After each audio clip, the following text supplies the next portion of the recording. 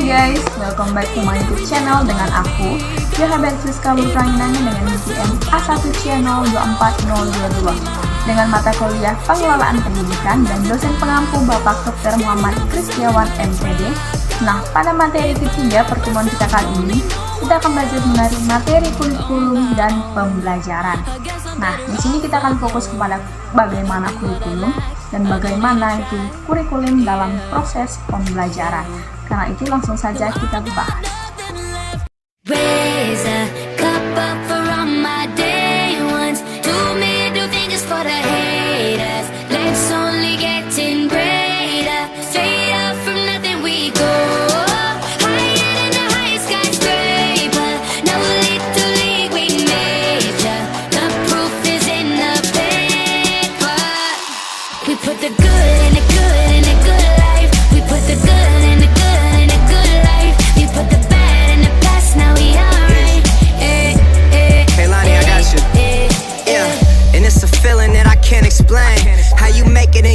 Still stay the same, stay down from the jump and they never change. Man, it's a moment I could never trade. Yeah, I told my moms not to stress no more. Go hit the Bentley store and no credit card debts no more. I bought the crib and it's an escrow now. Manajemen kurikulum dan pembelajaran. Kurikulum berfungsi sebagai pedoman yang memberikan arah dan tujuan pendidikan serta isi yang harus dipelajari. Sedangkan pengajaran adalah proses-proses yang terjadi dalam interaksi belajar dan mengajar antara guru dan siswa. Kurikulum dipahami sebagai sebuah rencana kegiatan belajar pada siswa di sekolah, yang di dalamnya mencakup capaian pembelajaran atau tujuan, bahan ajar, proses pembelajaran, dan evaluasi pembelajaran. Pembelajaran merupakan bantuan yang diberikan pendidik agar dapat terjadi proses perolehan ilmu dan pengetahuan, penguasaan kemahiran dan tabiat, serta pembentukan sikap dan kepercayaan pada siswa. Dengan kata lain, pembelajaran adalah proses untuk membantu siswa agar dapat belajar dengan baik. Pembelajaran yang berkualitas sangat bergantung pada motivasi belajar dan kreatif pengajar. Tujuan pembelajaran adalah deskripsi pencapaian kompetensi yang mencakup pengetahuan, sikap, dan keterampilan yang didapat murid dalam kegiatan pembelajaran. Adapun tujuan pembelajaran dibuat secara terstruktur sesuai urutan pembelajaran yang menjadi persyarat untuk meraih capaian pembelajaran atau CP. Beberapa aspek tujuan pembelajaran yang perlu diketahui antara lain. Yang pertama kompetensi, yang kedua konten, yang ketiga variasi. Apa itu kompetensi? Kompetensi merupakan kemampuan yang mampu didemonstrasikan oleh siswa yang ditunjukkan dalam bentuk produk. Kalau konten, itu berisi ilmu pengetahuan inti yang perlu dimengerti dan akhir suatu unit pembelajaran. Dan kalau variasi, yaitu keterampilan berpikir yang kritis dan kreatif, perlu dikuasai oleh murid untuk bisa mencapai tujuan pembelajaran.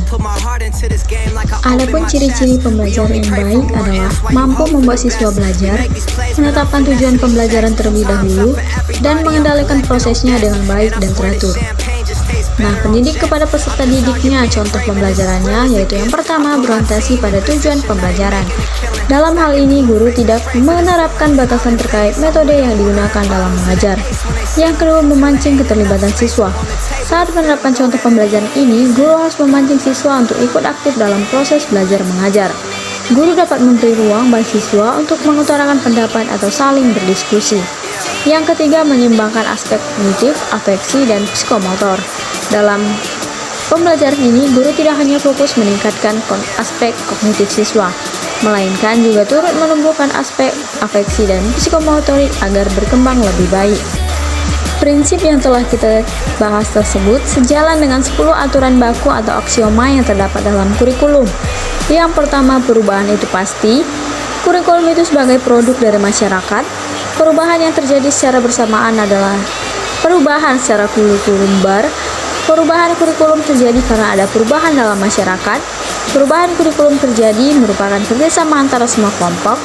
Perubahan kurikulum merupakan proses pengambilan keputusan.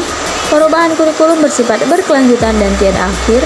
Perubahan kurikulum merupakan proses yang komprehensif. Pengembangan kurikulum dilaksanakan secara sistematis, dan pengembangan kurikulum berawal dari kurikulum yang sudah ada. Dari ujian di atas ada permasalahan umum terkait dengan kurikulum, yaitu Sebagian masyarakat menganggap kurikulum hanya sebatas pada persoalan dokumen mati yang selalu mengiring perjalanan politik nasional.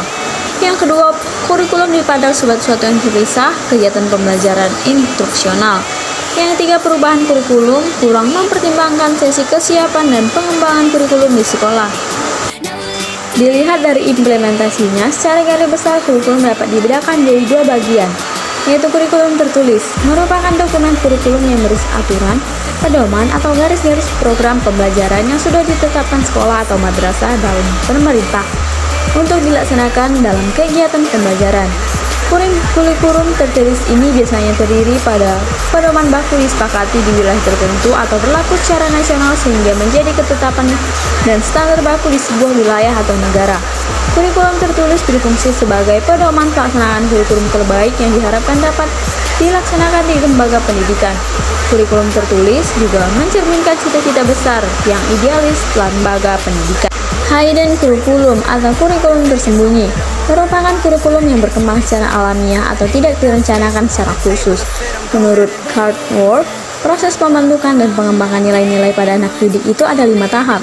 Yang pertama, receiving, yang kedua, responding, ketiga, valuing, dan keempat, organizing, yang kelima, karakteristik nilai. Kurikulum merupakan rencana tertulis yang berisi tentang ide-ide dan gagasan yang dirumuskan oleh pengembangan kurikulum. Rencana tertulis kemudian menjadi dokumen kurikulum yang membentuk suatu sistem kurikulum yang terdiri dari komponen-komponen yang saling berkaitan dan saling mempengaruhi satu sama lain. Kelompok-kelompok yang membentuk sistem kurikulum selanjutnya melahirkan sistem pengajaran, dan sistem pengajaran itulah yang menjadi pedoman guru dalam proses belajar dan mengajar di kelas.